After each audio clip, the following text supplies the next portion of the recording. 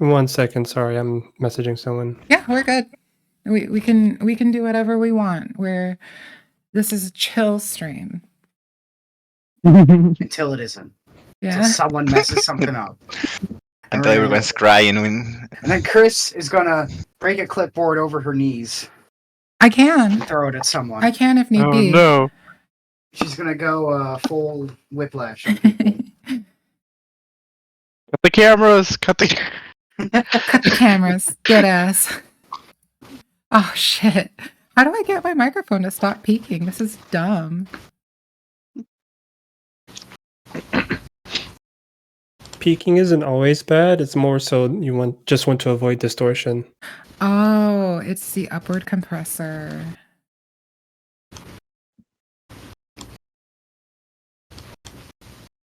I mean, do I sound okay? Yeah. Yep. Oh, okay. Yep. Well, hey, if it works, Even my channel is... Oh, sorry, I didn't want to cut you off. Oh, you're fine. I was going to say my light flashes red occasionally as well, but I think that's just how it is. Yeah. It is what it is. Yeah. But yeah, we can... I think Leslie does the first line, right? I do. Okay. I'm led to a part of the palace I've never seen before. We go through a small door into a small room that has a small pit in it. A ladder leads down into the pit, a pit that I can only imagine leads into the dungeons. The hole is dark, and as I pause, I feel the drone hovering above me. Please proceed down the ladder, Marco. I get a prickling sensation on the back of my neck, and I wonder for a moment if this is some sort of trap. I mean, of course it feels like a trap. I have a creepy AI nudging me towards a pit of darkness, all set up by Cassius. Despite the feeling, I force myself downward, shakily lowering myself onto the ladder, several times feeling as if I'm going to slip and fall. I have no idea how deep this thing goes, but as I start to think it might be a significant drop, my foot hits solid ground.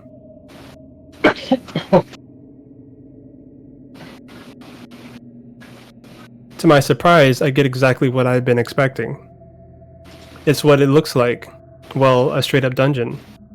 Dim, yellow lighting is cast across the stone walls and floor. The musty air and the stale... Oh, sorry, the air musty and stale. The hall is quiet. The air is cold, and fleetingly I'm glad that Amicus has that at least.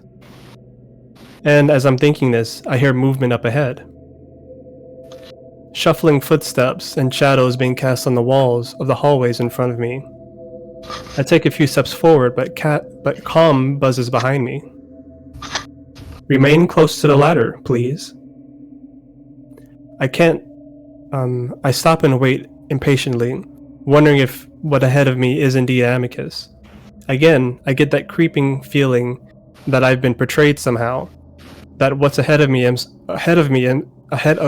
some sort of monster Cassius decided to feed me to. Instead though, what turns the corner is Amicus. For a moment, my wolf stands there at the other end of the hall, staring at me.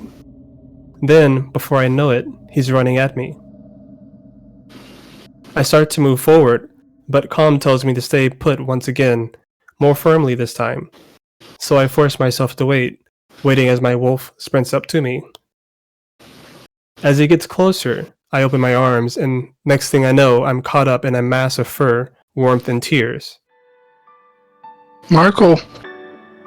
I'm spun around in a circle, my face pressed hard against the wolf's neck before I'm set down again.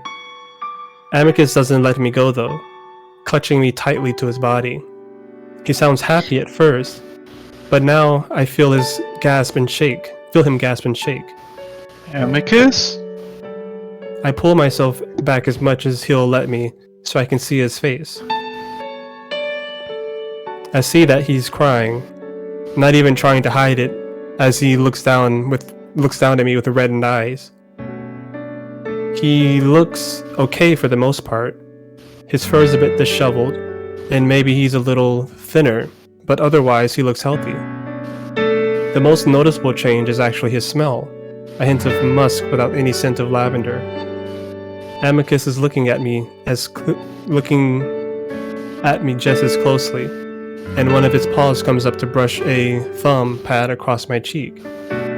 It's then that I realize I'm crying too. As I press my face against his chest again, I press my face against his chest again, and we stay like that for a while.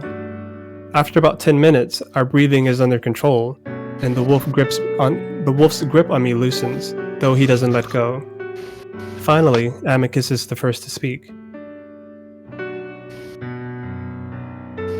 Marco, I am so sorry. What are you still doing here? You're a Kimian. You need to go to Neferu and tell him that you want to be taken home. Or at least to Kimia. His voice breaks. You need to get off Adastra. It's not safe for you here. At the very least, have Virginia help smuggle you from the palace. You could... I reach up a hand and press it against his muzzle. Both to stop him from telling me what to do things that I'm not going to be doing, that I won't be doing, and also because I feel like Calm is recording this, even if Cassius doesn't mean to monitor us. Amicus pauses in surprise as I clamp his muzzle shut. Then I see his eyes well up again as he reaches up to cup my head and presses his face into it. Closing his eyes. I'm fine. I'm here to help you. I choose my words carefully.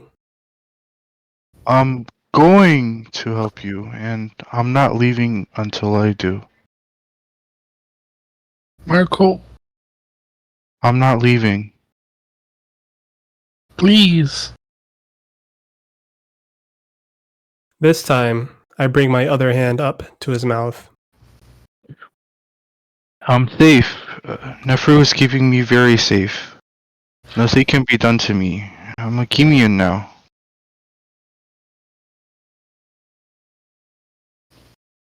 "10 minutes remaining, Marco." Already? Suddenly, I'm pressed up against the wolf's chest again as Amicus hugs me tightly. I'm such a damn fool. I never think of others. I ruin your life, and for what? No. I press back again. I know that I can leave with Neferu's help, but I'm choosing not to. Amicus opens his mouth to say more, but I cut in before he can. I want to be here, and I'm going to. I'm about to say take down Kato, but I cut myself off. Help you. Even Cassius wants to. I'm gonna get you out of here no matter what. More tears start to well up, so I just hug him, and we stay like that for a while. I wish I'd thought of things to say.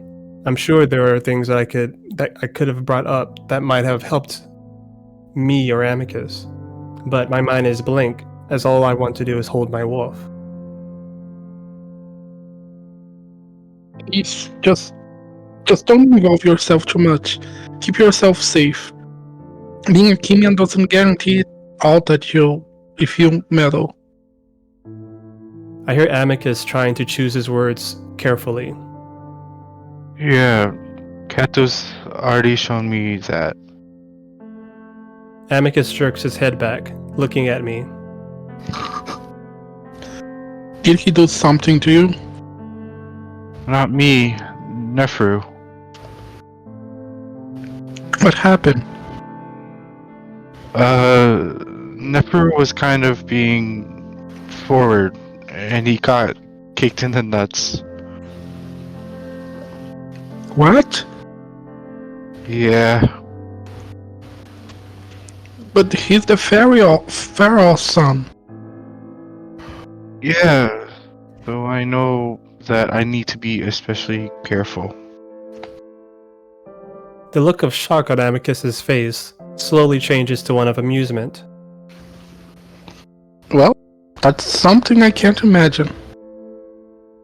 It was definitely something.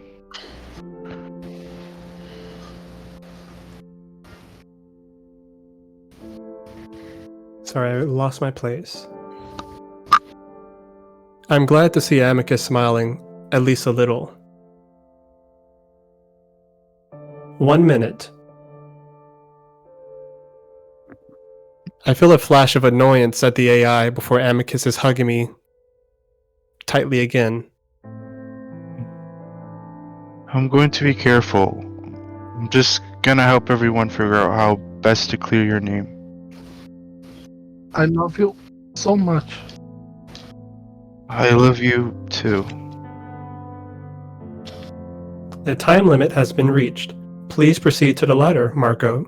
Please proceed to your cell, Amicus. Amicus's embrace doesn't loosen, and instead, he lowers his head to kiss me. I kiss back. Please untangle your limbs and oral cavities, and please proceed to your respective directives. Amicus huffs in annoyance before drawing back. And I'll be back. I just need to ask Cassius for the right times.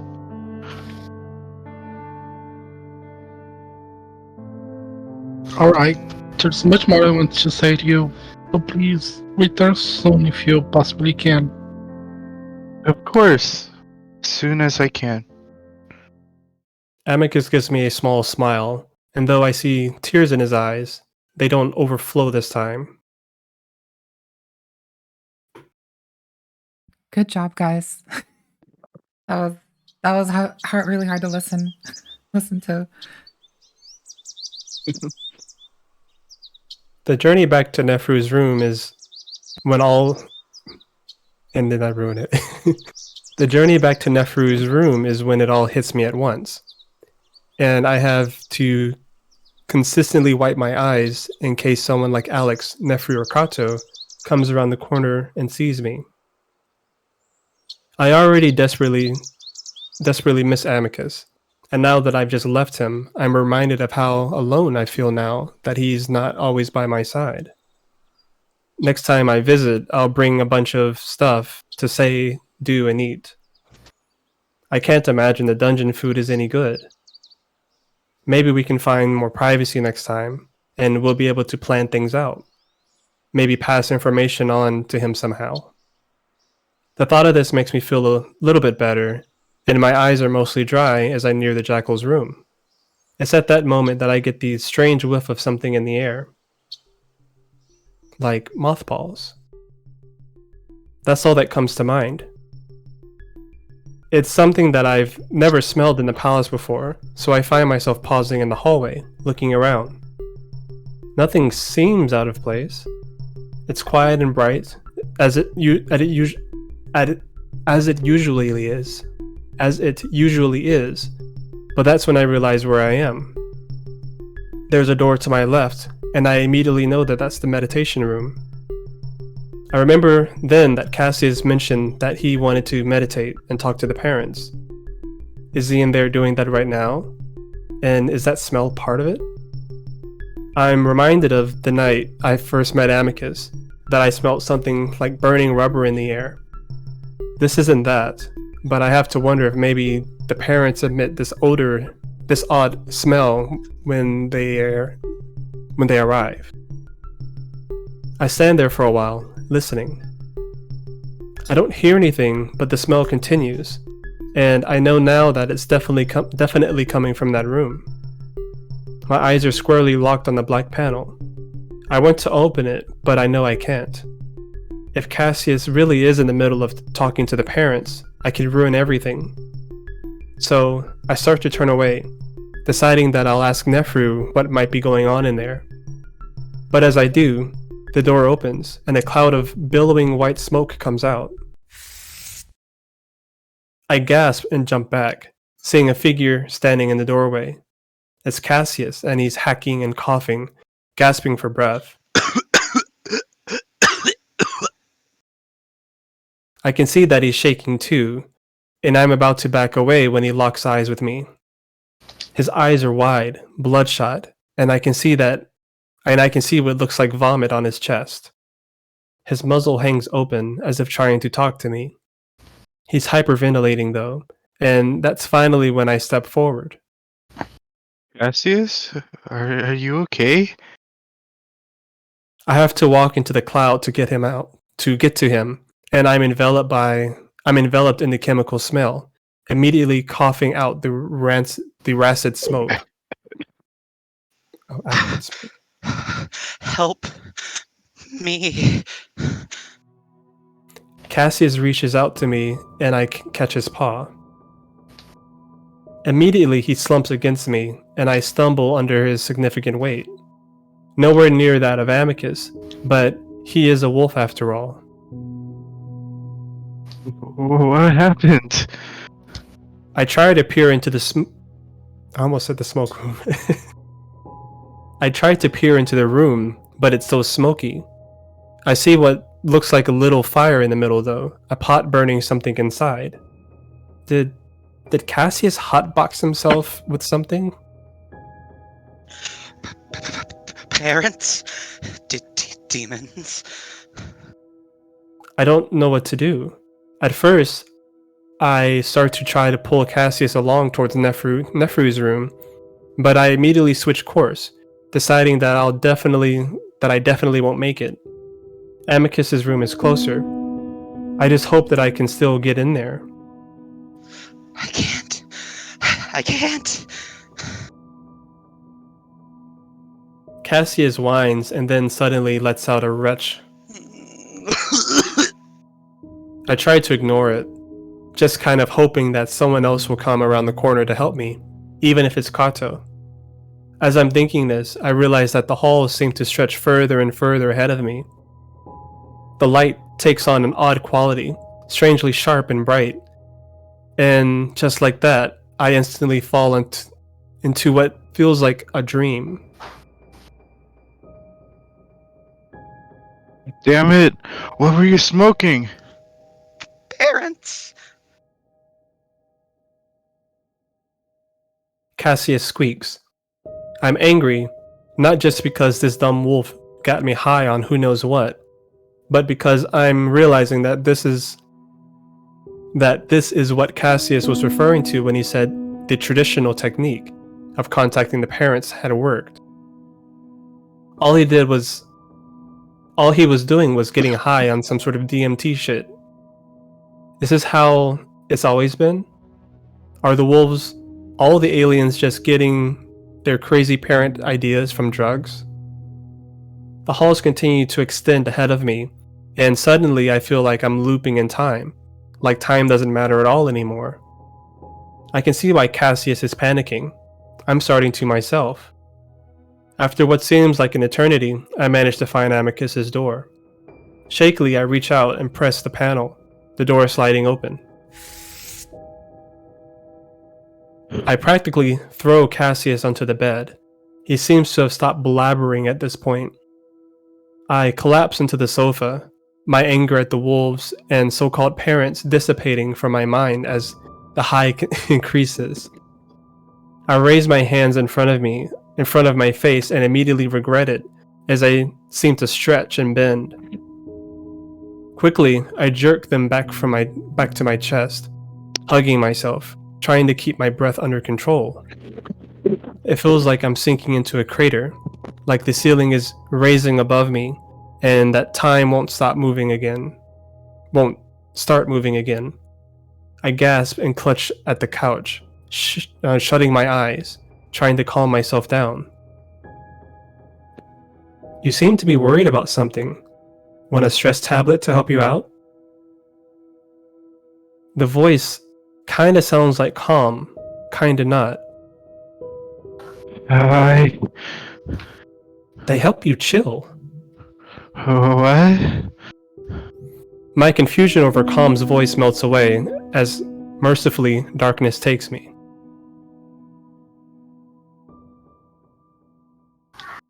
I am relieved to find myself back in space. I float, content, calm, happy, even though I sense someone watching me, just beyond me. and switching. Beyond me. There is no beyond me because I don't have a body anymore. Instead, the feeling creeps just outside of my awareness. Whenever I try to focus on it, it slips away. So instead, I just let it go, floating in space, feeling almost nothing. I'm feeling nothing right now after everything feeling nothing right now after everything feels good. But after a moment, I start to get vague, far off feelings. Not my own feelings, but the feelings of others. And I pick them up like distinct whispers.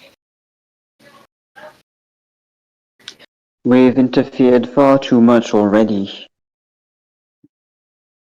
Nothing goes to plan with the walls. It must be done.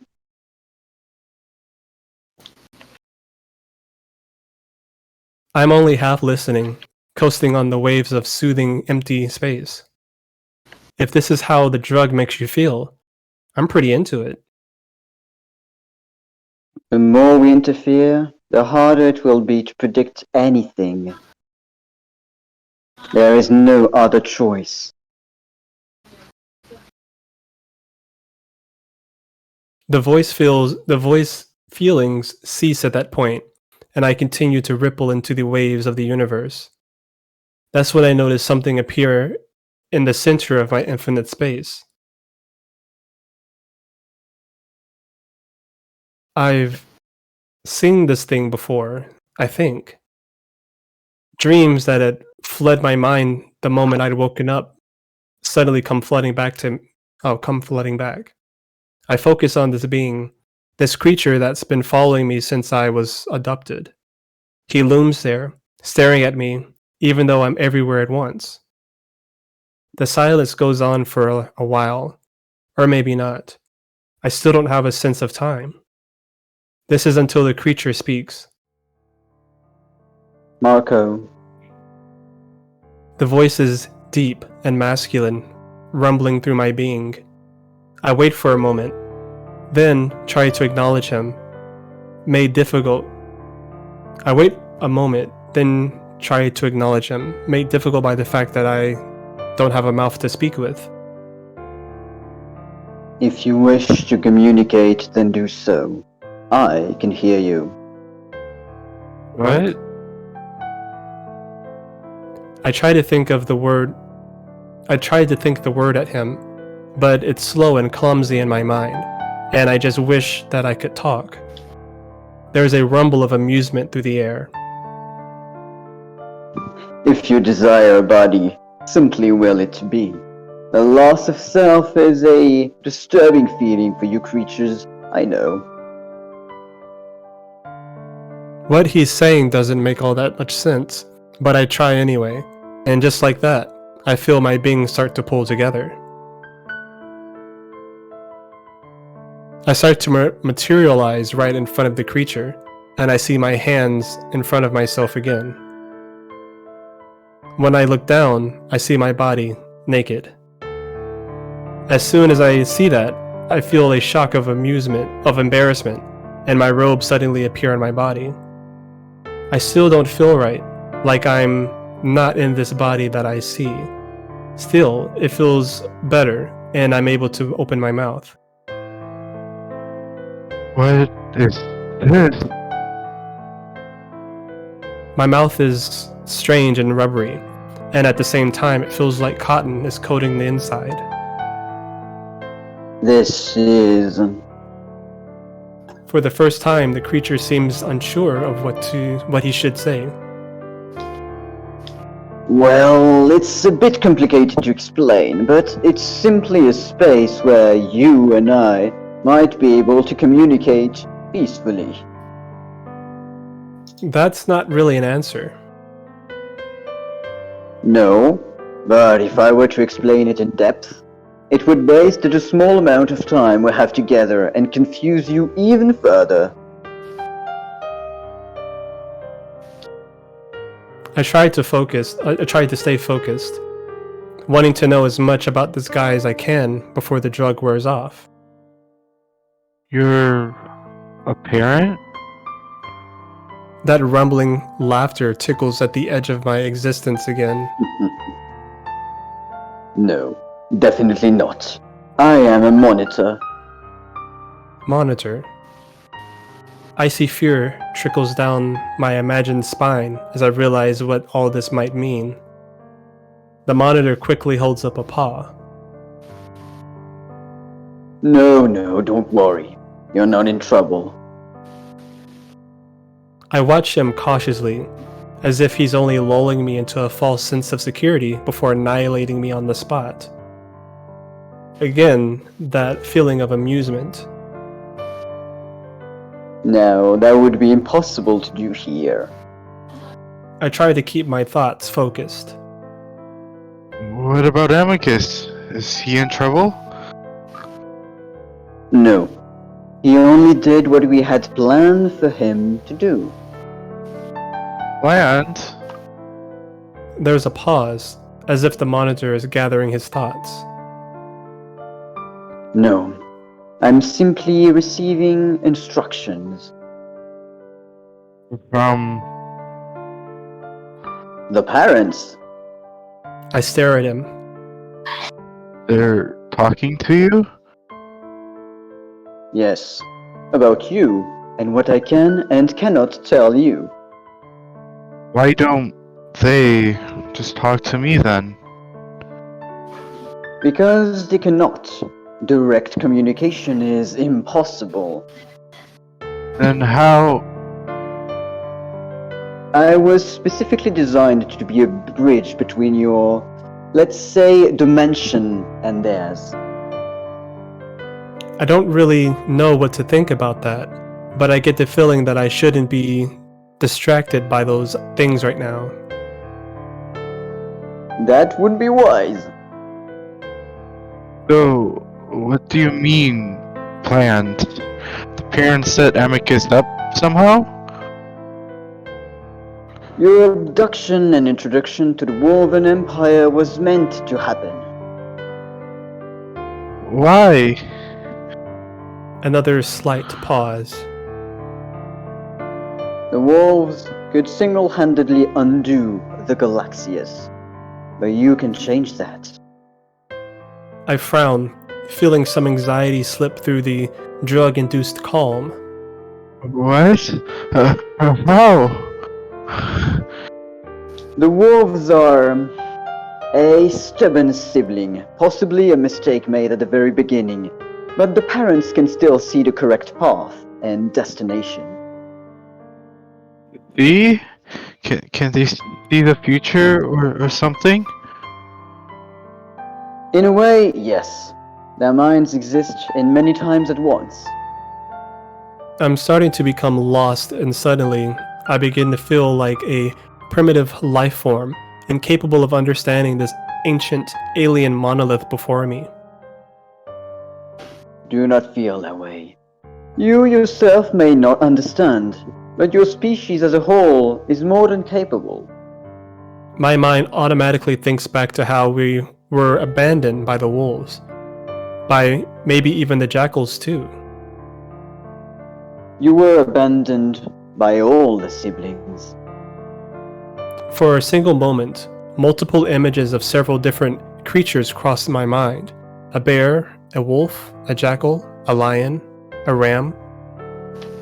They're all recognizable, and what they wear is recognizable too, reminding me of several different cultures on Earth. The images finally stop on a tiger, in a flowing dress with intricate designs and patterns, and what looks like a sari draped over her shoulder. As the image fades from my mind, I somehow immediately know that it's Mira. Yes. We reigned the wolves once before with the help of the Hindus, but it lasted for a far shorter period of time than we'd foreseen. That's why we've turned to you, to play her ancient role. But we're not part of the Alexios. Everyone failed at uplifting us. So isn't something wrong with us? Another pause. In a way, yes. But after the attempts, all of the parents realized that humans would factor into the Alexios later. Now. All? Aren't the parents competing with each other? This time, I only get silence in response. I wonder if he's just been told that he can't tell me that. So, what am I supposed to do? What do you want with me? This time, the answer is immediate. Restore Amicus to his rightful place on the throne. I wait, but there isn't any other explanation. And how do I do that? Silence. Why me? More silence. I blow out air in frustration, or try to since nothing comes out. Why can't you all just tell me what to do? You brought me here, didn't you? Just tell me. Nothing. I'm about to give up. Wait out the trip when the monitor begins to speak again. Interference often leads to destabilization of the events that should follow. The Alexios must develop and learn in its own way. Except for now, right? This is interfering, isn't it? Except for in various instances where the children and siblings stray too far, of course. This time, I'm the one left unsure of what to say. I'd always seen the parents as all-knowing beings that with only good intentions for their children, but now, how do I know that they can even be trusted? What I do know is that the monitor is apparently able to hear my thoughts, so he's definitely heard that. Still, he doesn't say anything, just regarding me silently. So, I guess you can't tell me what the purpose of all of this is, then? The Alexios as a whole? That knowledge has not been earned by the sapiens yet. My mistrust grows. Well, can you give me something? Anything? That might help me with getting Amicus out of the dungeon? If I'm straying off the course, then tell me how to get back on it. The monitor pauses for a moment, as if getting more information from the parents. Watch the cat. The cat. Alexios? I wait, but again, I get silence. I shake my head. If the parents really are all-knowing and all-powerful, then why can't they just tell me? We are neither of these things, hence why we must be so careful. I just stand there, unsure of what else to do. I look around. Is Cassius alright? The false emperor? Yes, he's somewhere around here. The monitor looks about dismissively. Did he hear us? No, he's too busy panicking. A side effect of being a coward imposter.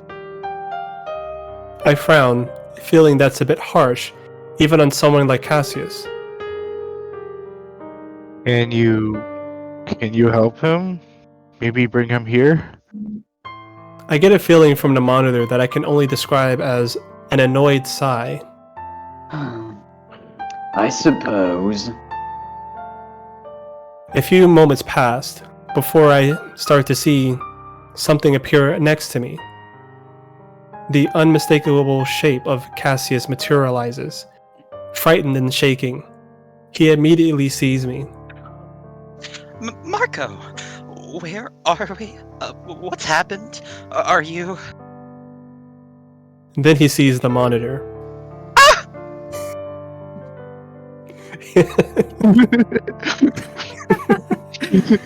He jumps behind me, shielding himself from the creature. The demon! Help me!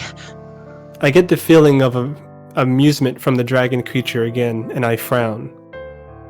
Have you been scaring him? I get the feeling of a shrug from the creature. If he's scared, that's his choice. And the parents are okay with you doing that? Possibly not, but the white wolf means little to them. What? That seems to get Cassius's attention, and he pokes his head around my side, glaring at the monitor. This is the typo. This is still. This is, yeah. Yeah, this is still. I've Oh. actually fixed it in mine, so. Excuse me, but I noticed. am the Emperor. No, you are not.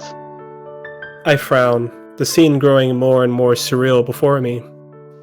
Excuse me?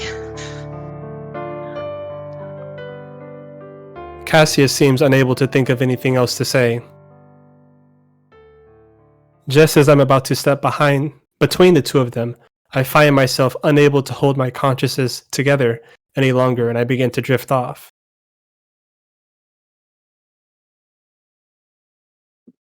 Slowly, I come to on the sofa, and my eyes cracking open as I wince at the throbbing headache I have. There's a cold sensation around my mouth, and I reach up and feel that I've been drooling all over myself. I roll over, feeling a wave of dizziness as I do. I pause there, waiting for the wooziness to pass. When it finally does, I'm able to focus better on my surroundings. I stare a full 10 seconds before I remember where I am and what I'm doing there. I look over at the bed and see Cassius lying spread eagle on the covers, eyes fluttering. I watch him for a while, realizing that he's still unconscious. He did take in a lot more of the drug than I had, so I guess that makes sense. Very slowly, I slide my legs off of the sofa and sit there as a second dizzy spell overtakes me. I wait a solid minute for this one to pass so that when I stand up, I don't end up falling over. When I'm able to do that, I stumble to the bathroom, feeling more and more clear-headed by the second. When I get to the sink, I rest there, staring at myself in the mirror. My eyes are red and my hair is messed up in every direction. I wet one of the towels and wash my face, and by the time I'm finished, I feel mostly better. As I rest against the sink, I think back to what had just happened. Not just the drug trip I'd been sent on, but what I'd been told. All the dreams I'd had since being on this moon. I remember everything. I don't know if it's real or not. If I'd really just spoken with the parents. It had seemed too intricate to not be real. My mind wouldn't be able to make up something like that, wouldn't it? Then again, I don't know what Cassius was smoking. As if on cue, I hear the wolf snort in the bedroom, and I make my way out of the bathroom, finding Cassius on his side now, facing away from me. Cassius? Slowly, I walk around the bed to see the wolf's eyes, just as red as mine, are open, staring off into space. I try again. Cassius? You okay? The wolf mumbles something, not even looking at me. I walk up to the side of the bed, reaching out tentatively before gently touching him on the arm. That seems to jolt him from his daze as he jerks away, gasping in surprise and fear as he pulls back and looks up at me.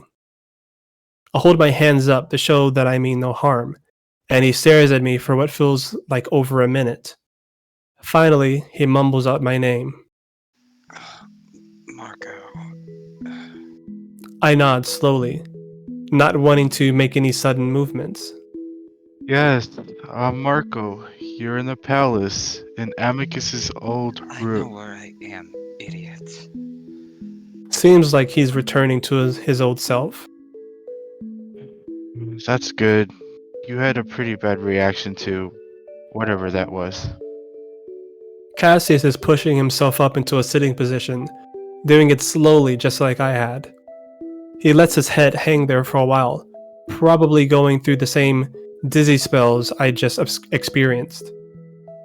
I wait patiently, deciding to move back over to the sofa while I wait. His ears perk up as I sit down, and he looks back up at me.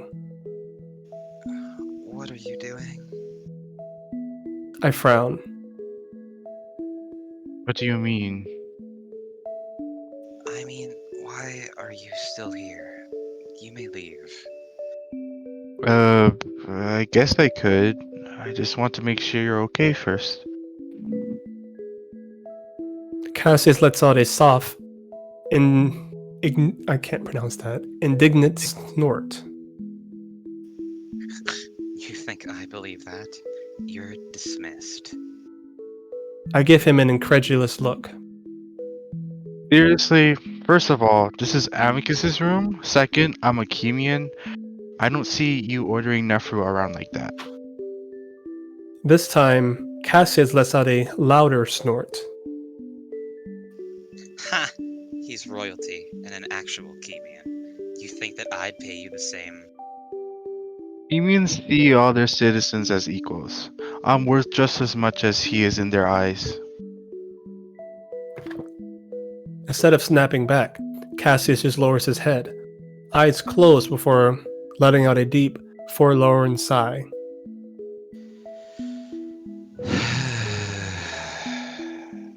I'm tired.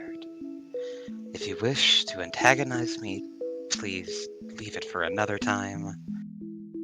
I've been pushing the boundaries with Cassius on purpose to see what the limits are, and I'm getting more comfortable conversing with him without fear. Still, I'm a bit taken aback at Cassius' sudden tone of defeat. It's one that I hadn't heard often. We're both silent for a minute or so, then I finally speak up. So what was that? That smoke stuff? It was a drug, right? Cassius is silent for a bit longer, and I wonder if he's going to ask me to leave again, but instead, he just sighs and finally looks up, his eyes looking a lot more clear now. It's called Somni, a plant from the southern region of this continent. It helps us connect to the parrots. Yeah, you said it's the traditional way? The old way, yes. Usually, we communicate through parental tech, but as you know, they're not currently speaking to us with that method. So, this forces it to happen? In a way. Does it work? Cassius glares at me. You would know. You were there. I go silent, that statement coming as a surprise to me.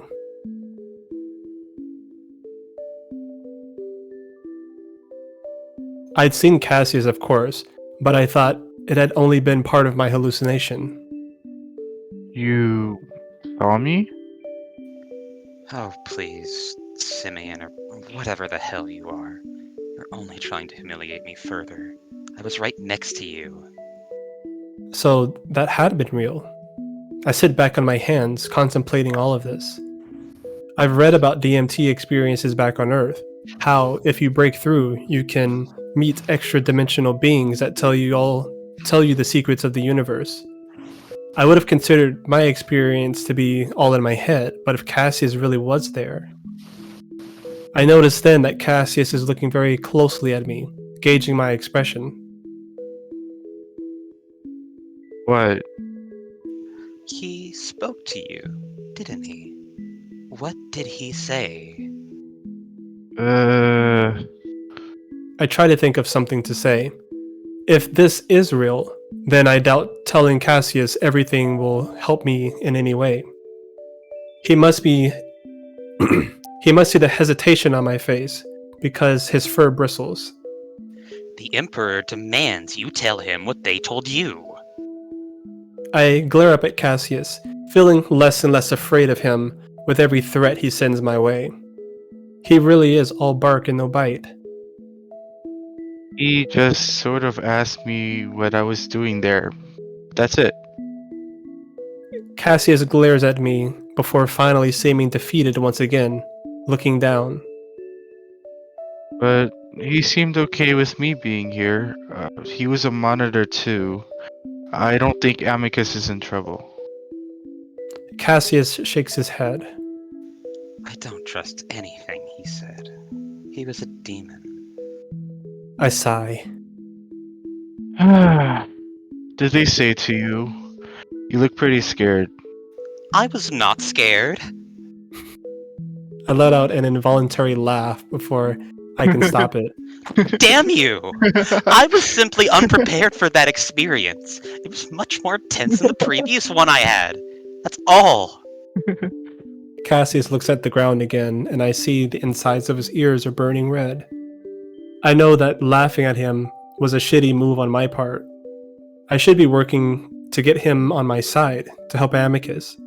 I make an effort to get my expression under control. Listen, I'm not against you, Cassius. Actually, I think we're working together here. I'm just trying to figure out how best to help your brother. Cassius continues to stare silently at the floor, though I can see his ear twitch as if acknowledging what I just said. If we're going to work together, we need to be at least a little bit honest with each other. Maybe it could help you figure out some stuff out. I realize how hypocritical that is, especially considering that I'm hiding what the parents had just told me. Cassius lets out a skeptical huff. You helped me. Yes.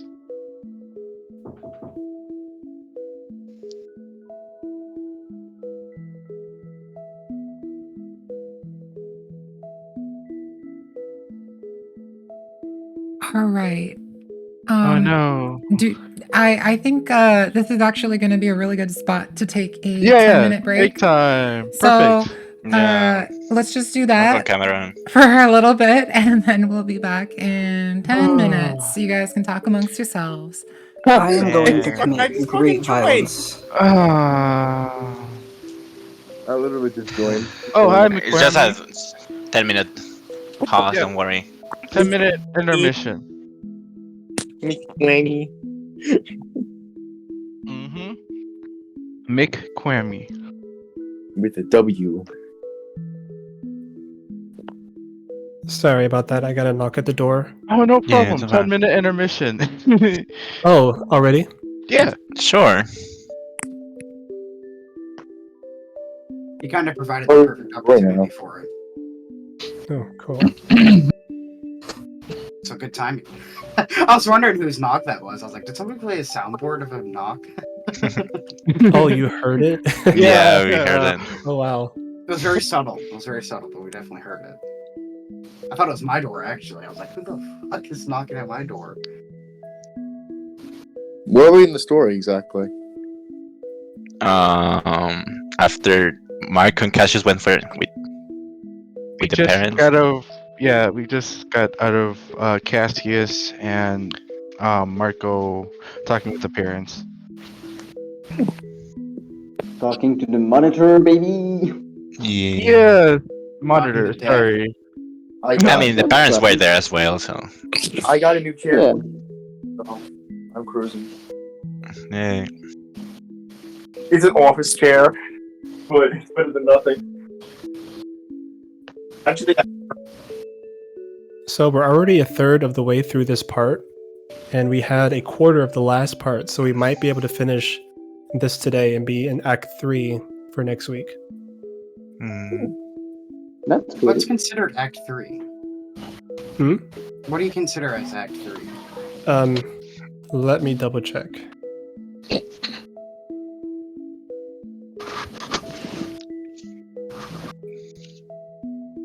So Act 3 is the Kato trial. Mhm. Yeah, that makes sense. Yeah, it does actually. That's where we all cry. Yeah. But right now we can enjoy this relaxing music. Like I love we're all this stuck song. in an elevator together. Perfect time for a break, cause I'm doing dishes. Oh wow.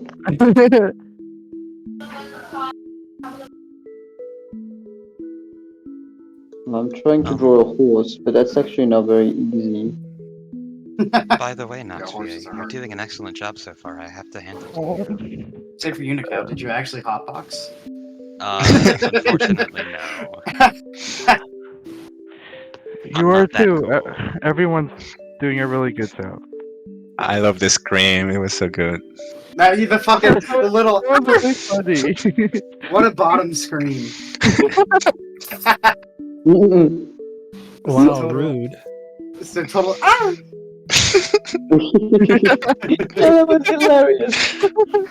I was glad I had got off my mic. It was so good, Mikal. It was very good. It was very good. Yeah, Thank you. Yeah. the Marvel laugh was pretty good too. Yeah, that was great. I'm so glad I had my mic muted because I fucking burst out laughing so often. Yeah, who wouldn't? Oh man. I'm hearing children playing in the background. Yeah. Yeah, that's for me. Gross. Children.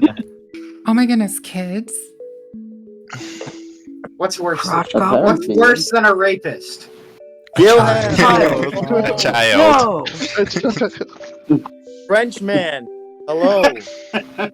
Hello, it's me. Ugly, What's worse yeah. than a rapist? Local A French. Bonjour, si m'appelle Knox. That's basically all I know as well. Well, that's already a start. I mean, I'll do another French lesson someday. Yes, Yeah. your first letters. That was fun. That was It was. unexpectedly popular too. I took 2 years of Spanish, so that's all I know. I'm Mexican and Do you still remember your Spanish? that's almost all I know. I took 4 years of German and I barely remember any of it. Other language except for English. Also, hydration check. I should Right, actually get yeah. some water. Oh wait, I have some right here. I finished my liter of water. Perfect. Yeah, Thank I'm you. Yeah, like I've drunk so much water today. Like, please, stop. I'm already halfway through a gallon after that first bit. Alan.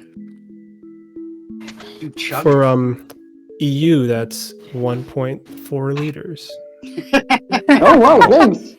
Thanks. I was wondering actually. Yeah, that's a lot Yeah. of water. What the hell? Fucking Sorry, I lied. It's 3.8. I have to double it.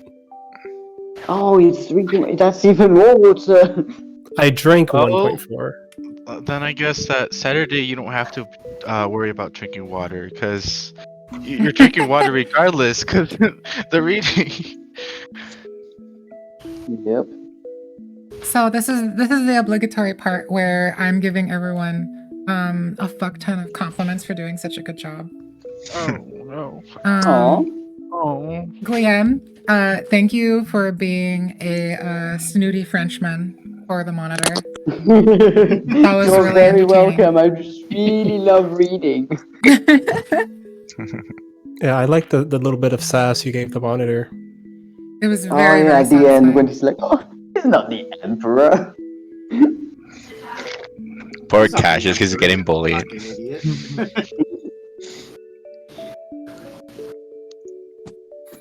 Personally, I'm just glad that I'm able to read this week. As in, I'm not making like a mistake every other sentence. Oh yeah. Because this that has would be really hard. improved our reading.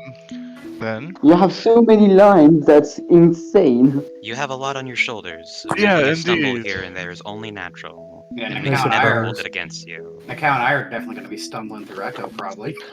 Oh yeah, definitely. How many lines is it, Chris? Mm. Oh. How many lines is Echo? How many lines is Echo? Yeah, Specifically, how much of Echo is narration? pretty sure it's like It's I haven't. Have I done the statistics for Echo? Yes, I have. Oh my goodness. Yeah, I think it was in Echo reading light planning, but I mean it's an Oh, incomprehensible right. number. Yeah. I did put it in there.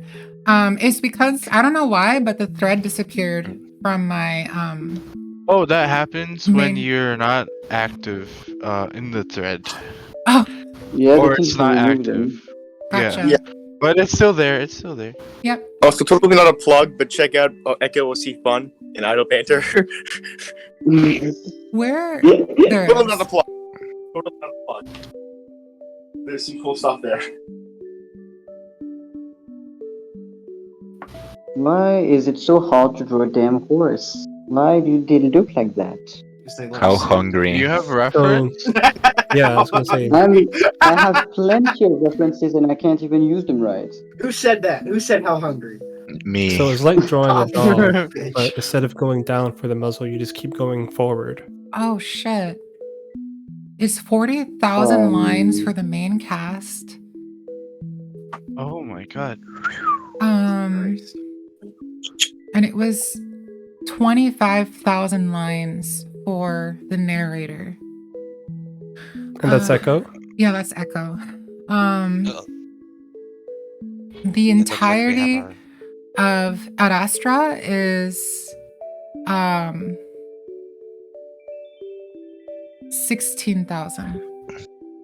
Wasn't Echo like 2.5 times longer? Something like that. I think so. That sounds about right. I mean, I 4.5 thousand lines of narration, side character, so 30,000 lines of narration. I'm literally just going through my work. Well, I'm glad I'm not narrating Echo. Oh my Yep. It goodness. appears as though we have our work cut out for us, Jackson. Let's go. Easy cap. When did we start at Astra? December? Yeah, Yeah. Mhm. like the beginning of December, I think. And now it's March. Exactly. We've all improved quite a lot since then. To be fair, we skipped 2 weeks in December. Yeah. But yeah. True. It's Christmas, and how could anyone be sad? And at New Year's Christmas? Well, actually, we also skipped 2 weeks in January because we had multiple people from the main cast having birthdays, including me. 2 weeks in a Did row. we skip? I mean, I don't think so. we I skipped think 1 week and then we cut think- another week in half. Yeah, I think like we did it shorter periods, but we didn't cut them. I don't remember. Right, we did an hour reading because We- Chris we- needed to pick up her cake. Oh, Yeah, you're we right. did someone- Okay. Yeah. Mhm. Okay, so we only cut one of them. Yeah. But Caked up. yeah. Straight up. Straight up for real. I think that we can continue. Yeah, it's been 10 minutes. Yes, it has been. Alright, Sure, just break give a me one leg. second. One moment.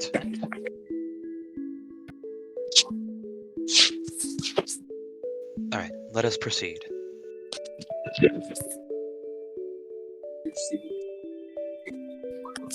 Leslie, do you mind reading? Sure. Should I go back a line or No, you can start from here. This is where we left off.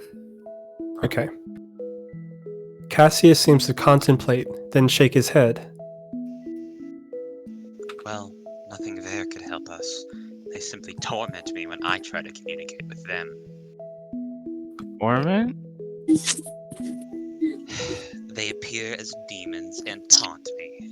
It seems the parents truly do want to cut off contact with us. Which I'm fine with. Cassius says that last part with so much defiance.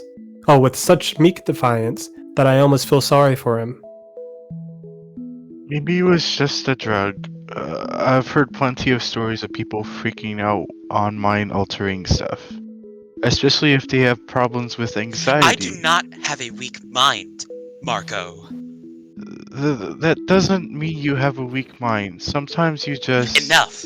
I will not have you speculating about my mental capacities. This time I'm the one sighing, wonder for the 100th time how the hell this wolf is Amicus's brother. So they didn't say anything to you? Cassius pauses, a frown tugging at the corners of his mouth. No. I raise an eyebrow at him. What? Of course they said things to me, but nothing useful. You sure? Of course I'm sure. The parents have turned on us. That's all that I need to know. I think back to the conversation we had in the hallucination. The monitor had told both of us that Cassius isn't the Emperor. And if Cassius had heard what I heard, then that's probably what he's thinking about right now. But I know isn't the time to challenge him. And I can tell that he's still trying to recover from the trip. Still, looking at him right now, staring at the ground, looking disheveled and defeated, I feel myself wanting to help him. Out of everyone on this moon, he seems to be the most stressed out, and I feel bad for him despite everything that's happened. But I know he doesn't want my pity right now. So, I eventually leave Cassius alone on the bed and wander back into the halls, feeling as if the week had passed since I last been out here. I try to think back to what the dragon-like creature had told me about how I'm here for a reason, that this has all been planned out by the parents who seem completely frustrated at the behavior of the wolves and their inability to follow through on their plans. After a brief moment, I wonder how much more smoothly things would have gone if I had been abducted by someone like Neferu and taken somewhere like Chemia. But then I wouldn't have met Amicus. Besides, it seems like it's just the wolves that are giving the parents problems, not the other siblings. Which reminds me of the only bit of advice that the parents had given me. Watch the cat. Spy on Alexios. That's something that I think I can do, if I'm careful. Despite the new level of scrutiny I've fallen under, I've also been walking around the halls of the palace of the past few days without incident. I've even come across Katsu a few times, but for whatever reason, he completely ignores me. For the better. So I start to scour the palace for the cat. He's pretty hard to find when he's not looking for you, but I at least know he's usually in the gardens, if not in the hallways watering the plants. So after eating a quick lunch, I decide to start my search in the gardens. I look back and forth through the foliage as I walk quietly along the various pathways. It's quiet, pleasant, and peaceful, but after everything that's happened, it has an ominous edge to it, like something could jump out at me at any moment. I do this for about half an hour before I start to realize how fruitless this search might be. Alex would be hard to find, even if he was out here. And besides, he could be all the way in the city right now, doing his ambassador work, whatever that is. Just as I'm about to give up, though, I hear something. Sniffling, gasping, and crying.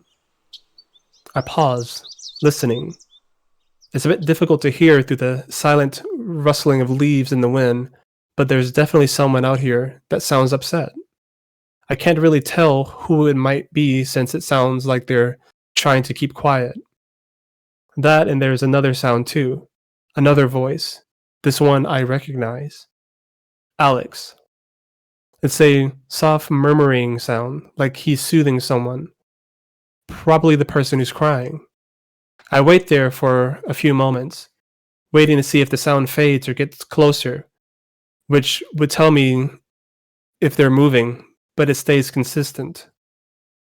So, Convinced that they're sitting down, or at least standing in the same spot, I creep closer to where the sound is coming from. It's in this secluded part of the garden, coming from a small square that's surrounded by trees and brushes. I'm familiar with the square, the one with the statue of Drusus, where I'd been laid out to die. I know that I can't use the little path that leads up to the statue. I'd be seen for sure, so I walk up to the bushes that surround it and start looking for a break in the various branches and leaves. The sobbing sound continues, and I hear Alexios' voice more clearly now. I can't quite tell exactly what he's saying, but I catch the occasional, "Don't worry," and "All is well." I can't imagine what's happening in there. I start to wonder if this is exactly what the parents had hoped I would come across, and my heart starts to hammer in my chest. Am I about to find something that's going to help me out of this mess that we're in? I finally find a thinner coverage in the foliage that I'm able to see through. First, I see Alex, his back to me, crouched on the ground in front of the statue.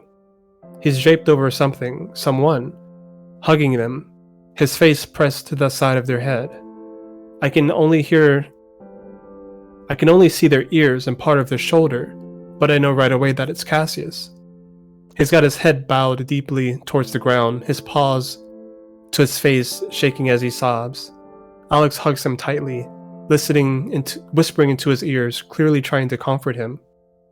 Cassius only responds with the occasional shake of his head, before finally blurting out, But am I a fraud? His voice squeaks uncharacteristically on the last word, and Alex responds with a gentle shush before nuzzling the wolf's muzzle. I watch for a few more minutes before drawing back, feeling uncomfortable, knowing this is a private moment between the two of them. I know now that this won't exactly help me in any way aside from making me feel even worse for Cassius. Still, I've found Alex, so I move away towards the bench that's further up the path, one that gives me a good view of the entrance to the square and at a distance that it won't make me seem suspicious. A good 10 minutes pass before there's any movement. First, Cassius comes out, in the process of straightening his armor.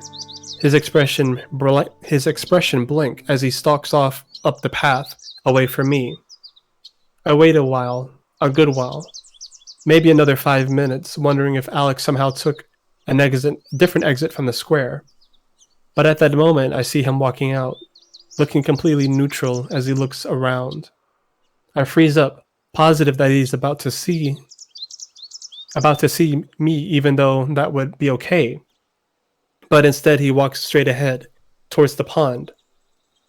I watch him go for a while, then follow. It feels strange trying to spy on the pet ambassador like this, especially when I have no idea what I'm doing. But this is the only hint I was given to free Amicus, and if this is the only way, then I'm going to do it. I find the cat at the pillars, already pulling away at the weeds. I sigh and wait, watching for a while, realizing that this could last hours, since Alex always seems to enjoy weeding for some reason. The cat is meticulous about gardening here, and I have to wonder why, considering his effort really wouldn't be all that visible in a garden this big. But I remind myself of why I'm here and settle down on another bench, one that's only a good distance away, so I won't seem too suspicious if he sees me. This time I sit there for a few hours, occasionally adjusting the way I'm seated as my ass gets sore on the stone bench and the sun sets. And as the sun sets, I realize how boring spying actually is. Around the second hour, the sun is completely set, and I debate just giving up and trying another day. At that point, a drone suddenly drifts up to me, making me jump and duck my head down a little bit, as if that would help me hide from Alex. Neferu requests.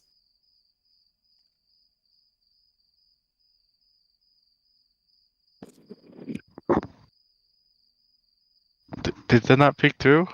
I was about to say, I assume that was your. Yeah. Oh. Yeah, I don't know how to. That's fine. I hiss at the drone, and Com's voice automatically dips down into a whisper and goes on as if nothing had happened. Your location, and if you need his assistance.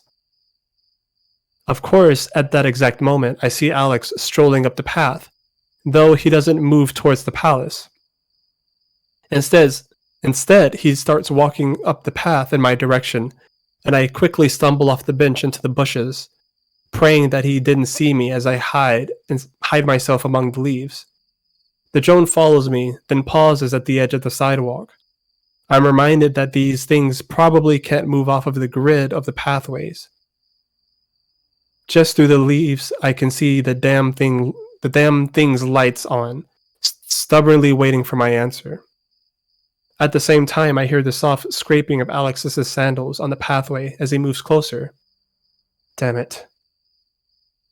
It would have been better if I had just stayed on the bench. Now this drone is going to reveal me to Alex while I'm hiding in the bushes, like the most suspicious person in the palace. I see the green tips of the cat's ears poke above the bushes as he hums softly. I crouch lower in the foliage until I can't even see that.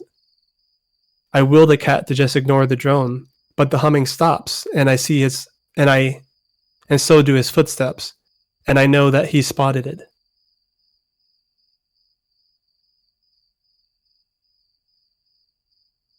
I think it was Alex. AOC wanted to do Alex. I thought Oliver came back, so I was gonna. Oh, John, did you want to do Alex?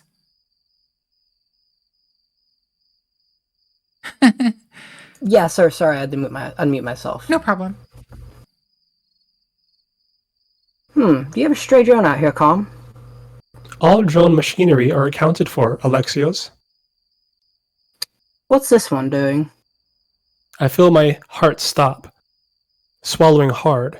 There's a pause as if Com is calculating something. That information is classified, Alex. By whom? Neferu.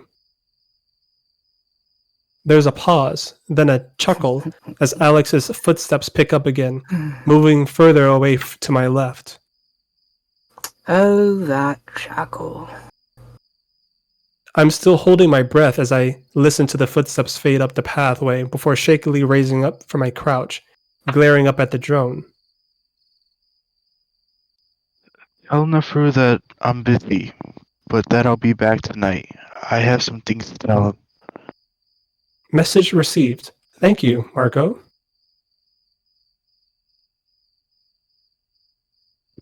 Yeah, no problem.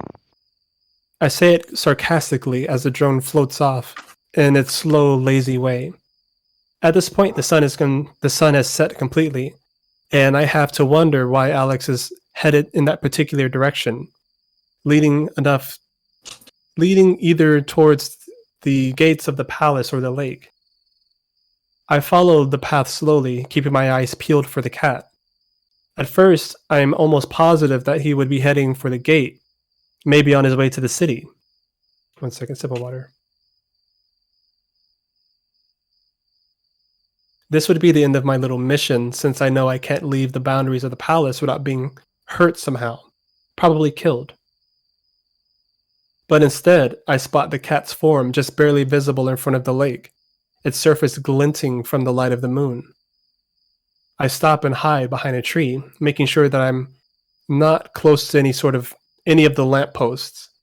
I watch as Alex moves under the little gazebo with the watercrafts under it. Sure enough, a few minutes later, he goes gliding out on the sightseer. He floats over the shore, then out onto the lake, in the direction of the island. I know right away that I'm supposed to see. I know right away I'm seeing something important. There's nothing on the island for the cat to take care of, as far as I know.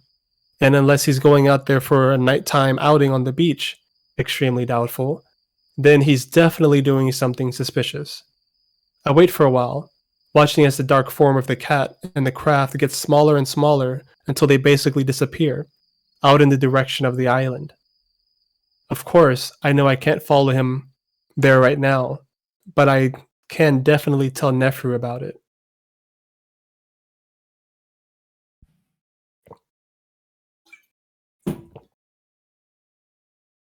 Neferu is in his room when I arrive, tapping away on what it looks like a transparent tablet. It's an odd thing to see considering the non-existence of portable technology in his palace. Maybe it's a Chemian thing. As soon as he sees me, though, the display slides back into the small metal bar that it had been projecting out of as he turns to face me. Hello, Marco. You were gone for quite a while. Yeah. Care to share how your visit went with Cassius and hopefully Amicus? It takes me a moment to remember exactly what he's talking about. After my little trip, everything that happened before it seems so distant. I try to tell Neferu as much as I remember, involving Cassius before the parent thing, and he seems impressed. I suppose bringing Cassius to our side won't be as difficult as I'd previously thought. It seems he has similar misgivings about Kato. Yeah, and Amicus is doing okay. Just a bit depressed about everything that's happening, obviously. I pause then, which Neferu notices. Is there something else that happened? I take a deep breath, thinking how best to describe what I went through. Well, when I was coming back, there was this weird smell coming from the meditation room. Neferu raises an eyebrow, and I go on to explain how I ran into Cassius again, then everything that happened afterwards. When I finish, the jackal is quiet, just watching me with a narrowed gaze. This is usually the look he gives me when I'm thinking hard about something, so I give him some time to give him some time to respond. When he does, it's hesitant and reserved, not exactly something I hear from Neferu. So, it was a drug-induced hallucination, yes? Well, I guess so, but I think it was it was real too. Like Cassius was there, and he remembers seeing me with him. What's wrong? Well, that is a very primitive way to contact the parents. To put it bluntly, it does not work. It was a method used in the early days during first contact between sibling and parent. They visited multiple times, and in between visits, some siblings, especially the wolves, would try to contact them again via psychotropic drug use. This could occasionally bring visions of higher beings, though they were not the parents, of course. Simply imagined beings conjured up by a chemically imbalanced brain. This is likely what you experienced. To truly contact the parents, you must do it through parental tech, complicated machinery that is able to transcend dimensions. It is usually only usable by a single person, such as the Emperor for the wolves or the Pharaoh for my people. Neferu stops talking at this point, allowing me to take all that information in. So maybe I had imagined it all, even if it seemed so real. They told me they had a plan for me and everything. Oftentimes such drugs stroke the ego of the user. They make you feel as if you are the center of the universe, as if you are important. Not saying that you aren't. Have you tried it before? I've had brushes with such substances in my youth. Good for experiencing the fragility of reality and how we perceive it, but little else. I see. Still, it sounds like you caught Cassius in a moment of vulnerability. He could trust you more because of it, if you treated the situation delicately. Maybe. I think back to when I saw him crying in front of the statue, but I won't tell Neferu about that, not really feeling it would be all that useful or appropriate to share. But this reminds me of what else the parents had said to me. Well, they also told me something else. To watch Alex. Did they now? Yeah, and I did. He's been acting weird ever since I got here. So I spied on him today and he sailed off to the island in the middle of the lake just now. Neferu's got a strange, knowing smile on his face. What? I just find it interesting that you have similar suspicions of Alex that I did. What do you mean? I've been studying the cat myself and noticed a few odd things as well, including his trips to the island. I frown. What? And you didn't tell me? Well, this rather desperate situation we're in only came about very recently, and I had little use for this information until now. Well, what do you think he's doing? Neferu shrugs. I don't know, as I've not yet followed him to the island. You can imagine that I'm planning to now that we could use Alex on our side as well. Turn everyone against Kato? Yes. So if he's doing something bad, then we would use it as blackmail? Essentially, he is the closest person to Cassius, and could possibly grant us access to classified information. I sigh, growing weary of all this backstabbing. It's the only way to help Amicus, I guess. Oh, there are many ways, and I have a last resort plan in place. I wait, but Neferu doesn't go on. Which is... Well, considering Amicus's birthright, he still has the ability to challenge whoever is on the throne, but... Really? All this time, Amicus could have just challenged Cassius again. Then I realized that Neferu was about to go on. But... what? A fight to the death, since the wolves love their violence. Though the Emperor would have to accept the challenge. The thought of this instantly makes me feel sick. No way. Again, last resort. I doubt Amicus would challenge his own brother, and I doubt Cassius would accept, at least at the moment. I can't even begin to contemplate a situation like that, and Neferu quickly changes the subject. Anyway, I should be off. I'd like to catch Alex in the act, and based on previous observations I've made, I have another hour to do so. I blink in surprise. Right now? Shouldn't we wait until, like, tomorrow night? He only goes once a week. Considering how urgent our situation is, I should get this done now. Can I go too? Marco, remember what I said about needing to keep you safe? Yeah, and it's Alex. What's he gonna do? We should be prepared for anything. Well, I think it's better if we both go, in case something does happen, and you need my help. Neferu lets out a soft sigh. All right. I'm surprised how quickly he gives in. I suppose you deserve to be treated as an equal in these plans we're making. Though if Amicus finds out I'm bringing you on these missions, he'll have my hide. I'll let him know I wanted to be part of it. As if that will convince him. Anyway, let's be off. Okay. My excitement picks up as I get to my feet and follow Neferu to the door. If we run into anyone, especially Kato, we simply tell them we're out for an evening stroll. Understood? Yep. Despite the potentially dangerous situation we're going into, my mood is lifted knowing that things are finally moving again. Luckily, there's another sightseer craft in the gazebo, though it looks much older and the floor is and the floor on this one isn't transparent, which I'm fine with. I'd rather not gaze into the inky blackness of the water beneath my feet while sailing to the island. Neferu is quiet most of the way, looking confident in everything he does as he prepares the craft. Finally, he reaches out his paw and chivalrously pulls me on board.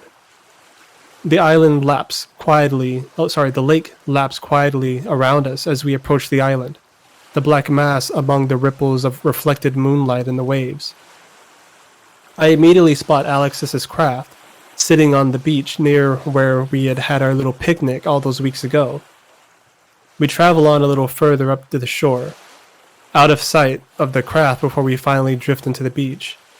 Neferu hands out a paw again, and Neferu lets out a paw again to help me down, and even though I don't need it. As I settle on the sand, though, he leans in closer to whisper in my ear. Wait here. Unfortunately, I believe simian footfalls are louder than that of a jackal. Okay, but call me if something happens or you need help. I see a smile on Neferu's face, and though it's amused, it's not in a condescending way at all. Of course, my friend. And with that, the jackal disappears into the night, leaving me with only the little craft and the gentle sound of the waves to keep me company.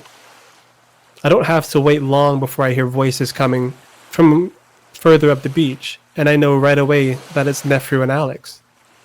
I wait for a few moments to see if Neferu will call my name.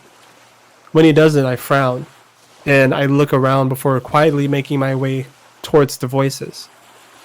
It's not like I expect he needs my help, but I don't want to miss anything important, and I feel like the moment of confrontation with Alex should involve me.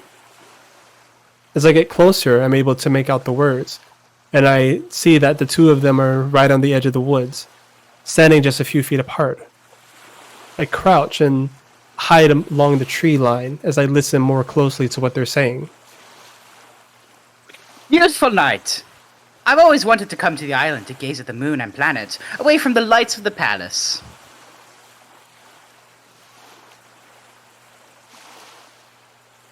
Oh, all over? Oh, sorry.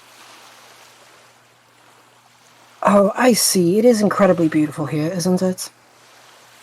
While he's speaking in his typical pleasant tone, I can definitely tell that Alex is a bit nervous, his voice tight and a bit out of breath. So.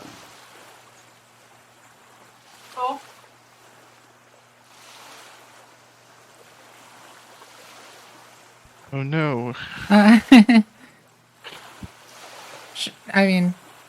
Should I just read it, or does anybody else Do want I to read read it? Alexios?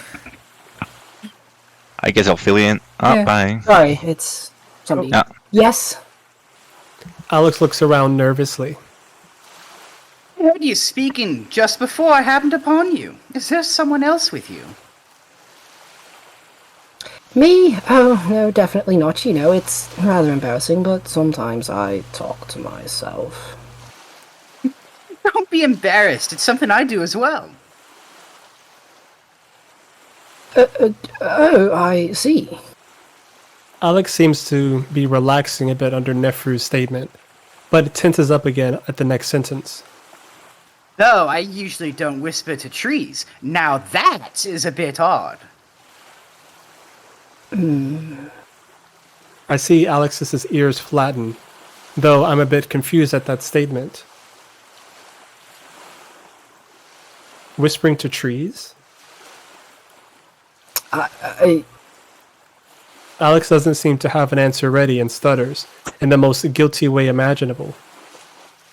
Weirdly enough, though, he saddles up closer to Neferu.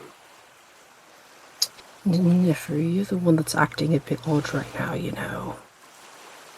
The small cat's demeanor suddenly changes to a more sultry approach, relaxing his shoulders and drifting a paw down his body. It doesn't seem natural at all, though. Unlike Neferu's It doesn't seem natural at all, though, unlike Neferu's smile as he stares down at the approaching cat. He's still smiling when Alex reaches up and cups his cheek and kisses him right on the lips. I blink, surprised at the sudden turn in this scenario is taken. Neferu looks away, a bit surprised though, grinning throughout the kiss as Alex tries to kiss deeper. Finally, the cat seems to notice the lack of response from the jackal and draws back, frowning. Neferu shakes his head. Oh, Alex, you know that's my technique. It will not work on me. Now, why don't we have a look at that tree? Alex freezes up, looking around, and that's when he spots me. Who's that? Neferu turns his head just slightly in my direction, and that's when Alex makes his move. He sends a kick, sailing between the jackal's legs, and just as I'm readying myself to intervene, Neferu's paws there, solidly stopping the attack. There's a pause, Neferu holding Alex's leg, forcing him to balance on one foot as the jackal smiles, turns smug. What a pity that you're not the first to try such a move on me. I've learned people on this moon fight dirty. Alex squeaks, but balls up a fist anyway, sending a straight punch square into the jackal's stomach. It connects with a hollow thud, bouncing off the jackal's abs like they're made of bricks. Neferu only grunts slightly in response. Now that's a bit more like it. Suddenly, Neferu uses a leg to sweep Alex's only foot off the ground, sitting the cat onto its back in the sand. Neferu follows him down, pinning the cat there, almost engulfing Alex with his much bigger body. Get off me, help! Alex spots me as I come out into the open, standing next to the two of them. Marco, help me, this jackal's gone mad. I fold my arms and stand over them. Alex quickly realizes that I'm definitely not there to help him. What are you doing? I told you I don't know nothing, Marco. Why must you keep attacking me like this? Alex continues to struggle meekly under the jackal, not even looking like he's trying to escape. Heck, you? Then why is it my stomach that is sore?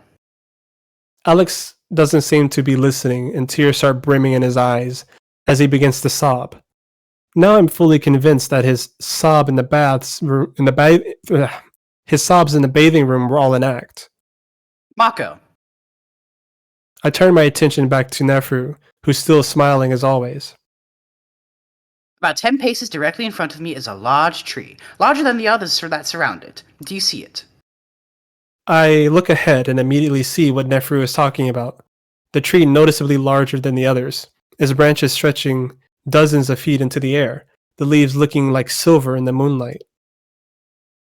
Yes. Go up to it, circle it, see if you can find a hollow. I do as I'm told, feeling a little apprehensive as I step just inside of the dark wood. Wait, Neferu, Marco, I don't understand. Why are you doing this? I realize at that moment how much I'm trusting Neferu here. I have no idea what's happening at all. The trunk of the tree is thick, enough that I wouldn't be able to touch hands if I were to hug it. I start looking for the hollow Neferu described, and as I walk around the tree, I immediately spot one on the other side of it. I look into the black hole, feeling a bit nervous at what I might find in there. I stop as a tiny red light in the hollow flares to life with my voice before fading out. What the... It happens again, pulsing to the sound of my voice. You found it? Yeah, and there's a little red light in there that's lighting up with my voice. I watch the hypnotic ebb and flow of the light as I speak. Thank you, Mako. You may come back now. Gratefully, I return to the side of my Chemian friend, noticing that Alex's demeanor is completely changed now. He's sullen, though almost expressionless, as he lies there under the jackal, not even pretending to be trying to escape at this point. Well, that settles it, doesn't it, Alex? Alex remains silent, staring up at the sky. What is it? Neferu looks up at me. Classic Amorphin parent tech. They often combine plant life and machinery to create their gadgets. Rather ingenious, and they've recently been sharing their knowledge with us on Chemia. What a mistake that was. Wait, what is it? Communication device. It uses the branches as massive antenna, capable of transmitting information great distances, though it's likely transmitting to Adastra City. There's likely a second spy there, who then beams the information through a much more powerful machine, straight to Amorpha. Neferu grins in Alex's face. Isn't that right, Alex? Once again, Alex remains silent, seeming to have shut down. So, do you want to be the one to tell Cassius, Marco? That finally gets a reaction out of Alex, and he stiffens up, fur bristling out as he snarls at Neferu. And for what reason, Jackal? We're all spies here, including you. Especially you. Oh, I have no idea what you're talking about, Alex. Neferu's tone says otherwise. Alex continues to glare at the jackal, his fur starting to lay flat again. Oh, you think I'm that stupid? You think I just let you fuck me without any regard to your intentions, without studying you? I know why you're here, Jackal. Who enlightened me? Cat. You're floundering here, looking to make a name for yourself. The Pharaoh practically tossed you off the planet in an attempt to cultivate a hopeless alliance on Adastra. Neferu's eyes narrow. How unfulfilling it must be to be the second-born. Unable to escape the shadow of your brother, unable to make your father proud, stuck on this moon getting your balls kicked in by the bigot wolves. Alex sounds and looks almost unrecognizable. Even your sisters, the third and fourth born, have secured positions of greater prestige than you. I see Neferu's grip tighten on Alex, but the cat goes on. In an era when the royal family has already given up so much power, you're desperate, behind that facade of confidence, terrified of withering away into historical insignificance. You'll be less than a footnote in the Chemian history books. Neferu isn't smiling anymore, and I can tell that he's caught off guard. He's been caught off guard just as much as me by the cat's complete change in character. Still, he keeps his hold on the cat, remarking coolly. I would choose my words more carefully if I were you, considering your position right now. As I was saying, we'll be reporting this to the Emperor as soon as we return to the palace. Alex seems to deflate again, apparently satisfied with the hits he's gotten in on the jackal. What do you want? Don't play stupid. What do you want from me? You've known I was a spy since you first got here, and you're only doing this now because you want something. Oh, how considerate of you! Well... Neferu looks up at me. What do you think we want, Marco? Oh, access to the archives. Alex snorts. I don't have that. Then get it. We know how close you are to Cassius. Make something up as to why you need it, then grant us access. For what reason? To help Amicus, Cassius will not be harmed by this. You have until next week, otherwise the Emperor will know of your treason. Alex remains quiet, and Neferu seems satisfied with that, pushing off the cat and getting up to his feet. Let us be off. The jackal speaks briskly to me before turning on his heels and making his way back to the craft. I look down at Alex, watching as the cat simply stares at the moons, not even acknowledging me. There's only one moon. The way back is a bit awkward. Neferu, quiet, clearly upset. I haven't really seen him like this before, and I have to remind myself that I probably rarely see the real Neferu. He puts on an act, just like Alex, just like they both have to. Just like they both have to. And though I'm curious about his family situation, I have enough sense not to pry. Instead, I ask what I'm most worried about. What to stop Alex from betraying us? You could just as easily tell Cassius about our plot. The jackal is staring off into the water, his elbows on the railing of the sightseer as he hunches over. He won't. He can't bear the thought of Cassius knowing of his betrayal. The usual confidence and natural smugness that's usually in the jackal's voice is completely missing, his tone flat. You sure? Yes, his love for Cassius is almost equal to that of his loyalty to Amorpha, which is why I assured him that Cassius wouldn't be harmed by our plans. We have little to worry about.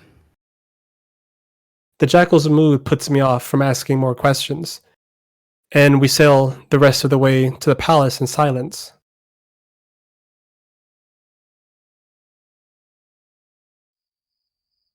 One second, water.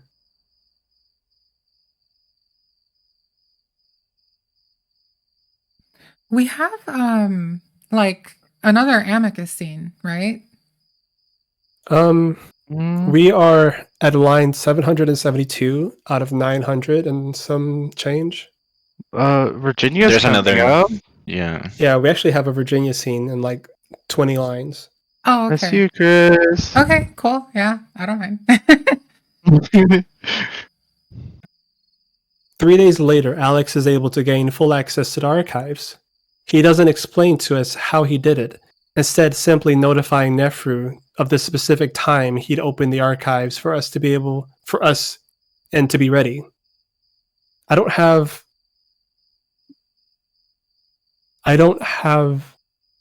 lost my place, sorry. I don't have to agree to come along this time. Instead, Virginia tells me that I'll need to go if we're to erase my profile from the palace's database. Doing this will allow me to leave the palace without being killed by Calm, just another last resort in case things go bad. Neferu stays behind this time, deciding it best considering he's not exactly needed for what we're about to do. Alex walks stiffly ahead of us, not speaking nor acknowledging us in any way. I find it unnerving after knowing the cat for so long, though Virginia doesn't even seem bothered at all. We walk in a portion of the palace that I hadn't been to very often, mostly because I was never shown the area. Alex comes to a door that he presses his hand to, and unlike the other black panels, this one flashes a green color before opening the doors. We walk inside the room, and I get a first look at the archive. I guess I expected rows of books, full of some digital storage, or whatever the wolves might use. Instead, I'm greeted by the sight of a giant blue glowing sphere, with a honeycomb pattern covering its surface. What's most striking about it, though, is the swirling characters that appear and disappear just above the surface. They're symbols I don't recognize. Not only that I've seen on Adastra before. Oh, not any that I've seen on Adastra before. Sitting in front of the floating spheres are two stone dragons, mouths open and silent snarls. Alex seems to be in a hurry as he walks up to the globe. Without hesitation, he sticks a paw into the swirling blue, and the characters... He sticks a paw into the swirling blue and the characters and swirls... Okay, yeah, that's... Never mind. I'm reading it weird. He sticks a paw into the swirling blue and the characters and swirls seem to congregate around it before the whole thing pulses. This seems to satisfy the cat as he turns away.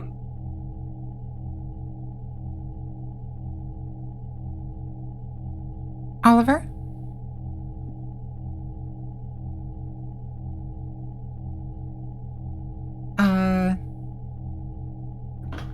AOC? That should give you full access. You're on your own from here. With that, the cat leaves. I watch him disappear out the door, for the first time feeling a bit sad at how our relationship has changed. Virginia remains unbothered though, walking up to the blue sphere as I follow. I stand there awkwardly for a moment before clearing my throat. So, what is this thing? The archive. Yeah, but it looks... It's parental, yes. And no, I don't know how it works. It was also used as a method of communication with the parents before they ceased contact, hence the meditation pillow. Virginia gestures at the pillow before she leans forward slightly, a streak of blue light wrapping around her head briefly before she leans back. It connects to the host's brain, similar to the lingua, and operates on mind control.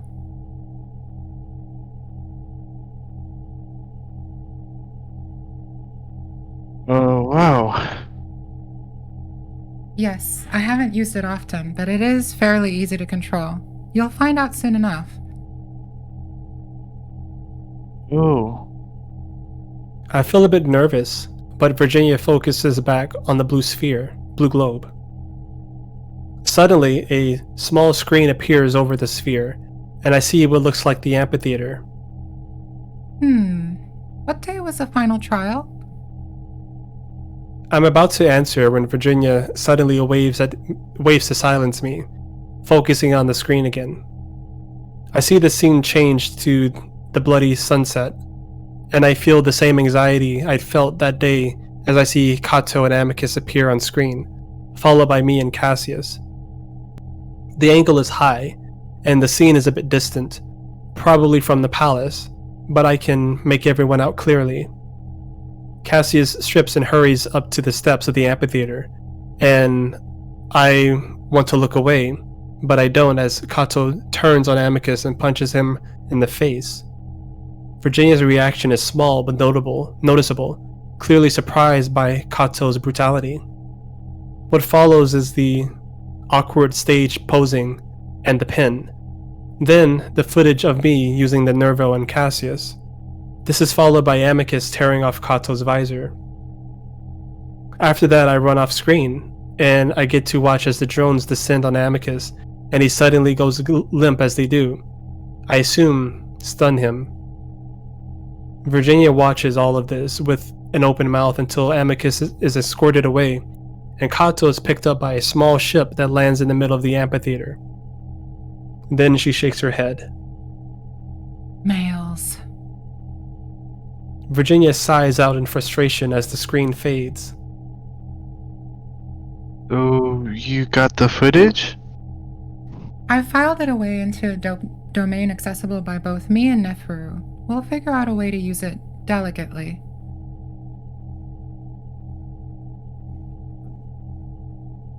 And the investigation into the crash?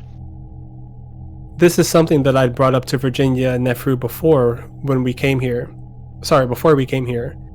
Even though they both seemed skeptical that it would be useful in any way. That even Cato wouldn't be so devious to kill his own friend, a friend that happened to be the Emperor. Even now, Virginia sighs as if It's an annoying inconvenience, but focuses for a moment until she seems satisfied. Done. All documents related to the investigation are now in the same location. We'll go over it later. Well, at least you and Neferu can. There's a momentary pause. Well, that was easy. What did you expect? Parental tech makes everything fast and easy. Yeah, I suppose. So, are you ready to use it? I think so. Virginia smiles at me. Don't worry, it's easy. Simply keep your mind clear of anything except your objective, your profile, and how it should be wiped clean from the archive. My profile. I try to think up how I should imagine a profile, but Virginia stops me. You're already thinking too much. Just this. Your profile, wipe it from the archives. I swallow hard, but allow Virginia to gently push me forward until one of the tendrils touched my head.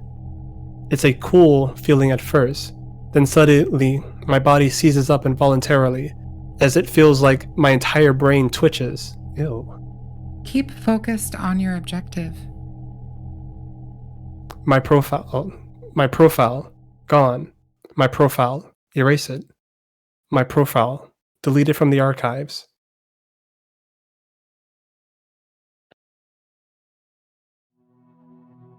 A dagger, screams, pain, blood, hissing breath, spurting red, absolute anguish.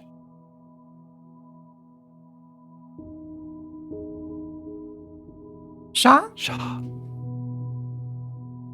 Marco, no, please, don't leave me here. Please come back to me. You can't leave me to be alone like this. Amicus screams right into my ear. I've never heard him sound like this before. It's horrible, and I know I need to comfort him, to tell him I'm not leaving, but my voice is gone, and air hisses through from my throat. No, speak to me. Amicus's voice rises in pitch, panicking, becoming desperate. And then it all stops.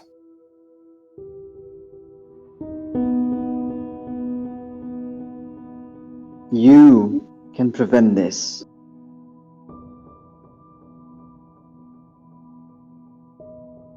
But only if you submit yourself to the benevolent will of the parents.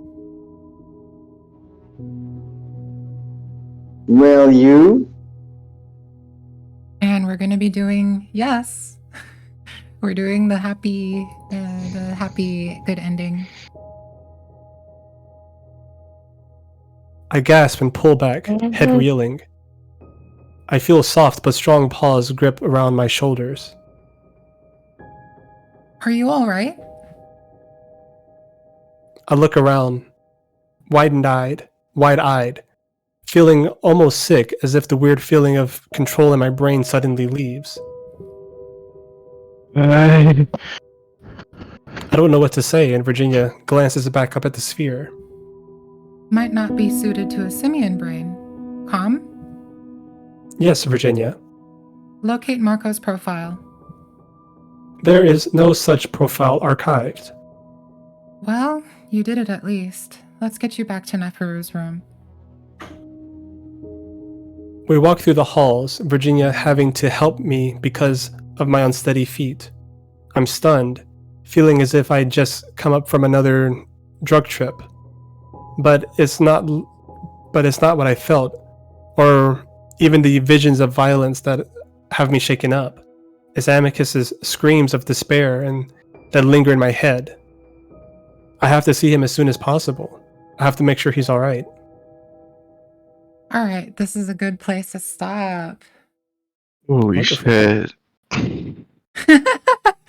First line is gonna Amazing be job. Shaw next time. Congratulations. Oh my Yeah, god. I had like 2 lines this time. You only have And 2 in lines? this- No, not 2 lines. Like, I had one scene and 1 line. That's about it. Ew. Why did We have people 50 send me lines of that? this left, and then we're in Act 3. Yeah, This has been a pretty eventful session. it has been. We Oh. are absolutely trucking through this. I'm gonna book a therapy session next week. It's Lot of time to group get on session? those antidepressants early. No, Meditating not. now. Don't get sad. You're You're just going to be acting. okay. It's not real.